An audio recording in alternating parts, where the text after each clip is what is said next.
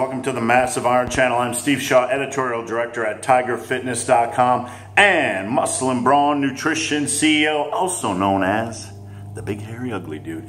Guys, in this video I want to talk about deloading for dummies.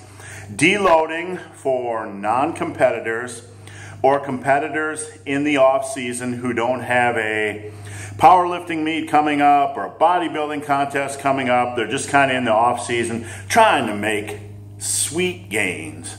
Before I get into that topic, guys, I want to encourage you to please check out my Q&A link below. Come on over, post your questions in that Q&A link. I answer every question posted. The best questions I turn into a Q&A video just like this every Sunday. I moved it from Saturday to Sunday just because it's easier for the Big Hairy Ugly Dude. Shout out to Elgin, Infinite Elgin Intensity, one of my buddies, one of my friends, one of my amigos. We haven't met in person. We interact a lot on Facebook, chat, and I support Elgin. I want you to as well. Let's talk about deloading for dummies. I get a lot of questions about this. Omar Isuf did a video on deloading. I didn't watch the video, but somebody asked me to address my opinion on deloading or how to handle deloading. So I want to give you deloading for dummies. It's such a concept. It's such an hammered, dead horse concept for me. But I want to talk about it because so many guys are worried that if they don't deload properly, it's going to hinder their gains. The first thing I want you guys to understand is that deloading is really a modern phenomenon. That doesn't necessarily mean it's a bad thing when I say deloading is a modern phenomenon. What I mean is that for a very long period of time, guys just went into the gym and they lifted, they pushed. And when they needed time off, they took time off. Some guys scheduled time off every 8 to 12 weeks. Some guys took time off after powerlifting meets or whatever. There wasn't this insane, crazed OCD focus on deloading that there is today. So I want you personally to remove that OCD focus on deloading. If you are a beginner in your first year of lifting, you don't really need to deload. I would recommend taking a week away from the gym every 8 to 12 weeks just to do something fun.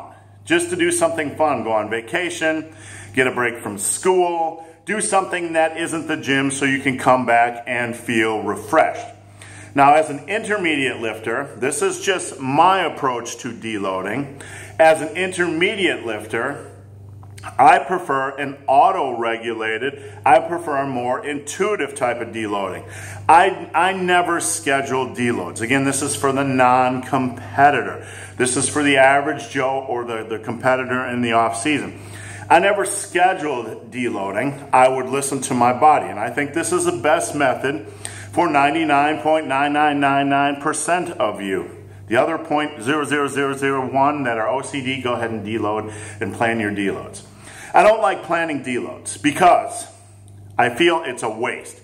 I like taking a deload when I feel like I need it. That's why I feel like planning a deload is a waste of time. If I am like 6 weeks into a program and I'm like, oh, I got a deload next week and I'm feeling great and I'm rocking progress, I, the Big Hairy Ugly Dude, am not going to deload. I'm going to keep going because, in my opinion, it's more important to listen to your body than it is to plan a random deload. Now, there are times, and this happens many times during the year, where the Big Hairy Ugly Dude is training and I feel like, man, I just don't, my back is a little bit sore, I've been pushing a little bit too hard, my joints are a little bit sore. We're all taking an extra day or 2 or sometimes 3 days away from the gym until I wake up and I feel like, man, I got to go attack the iron again.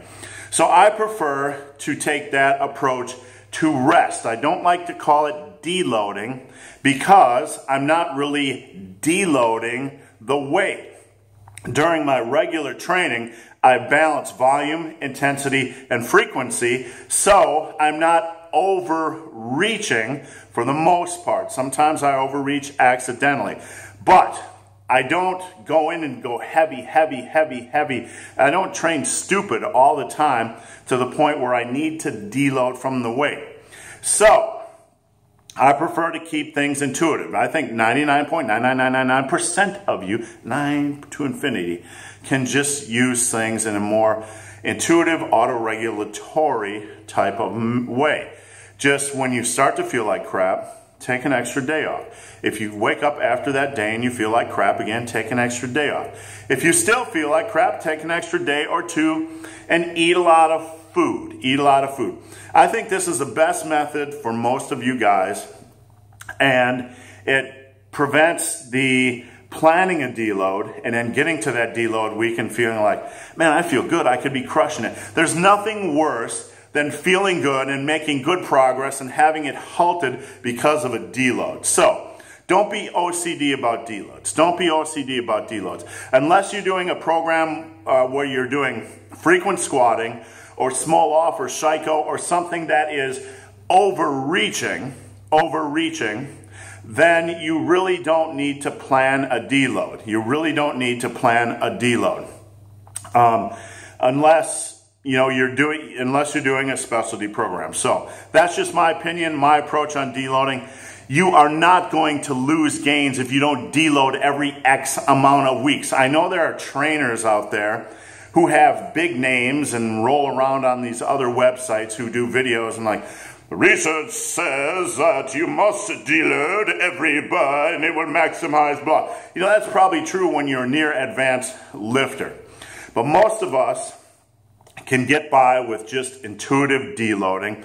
And look, there's armies of guys, armies of powerlifters, armies of bodybuilders who have taken the same approach I'm passing along to you guys. So don't obsess when you hear one of these videos about you must deload every whatever to maximize every whatever. It's more important to listen to your body. It's more important to listen to your body and take days away from the gym when you feel like you need it. If something doesn't feel right, if you feel your joints are achy or whatever, rest and eat. That's how the big, hairy, ugly dude takes time away from the gym. I've been doing it for 30 years. It works for me. It has worked for other lifters in the past.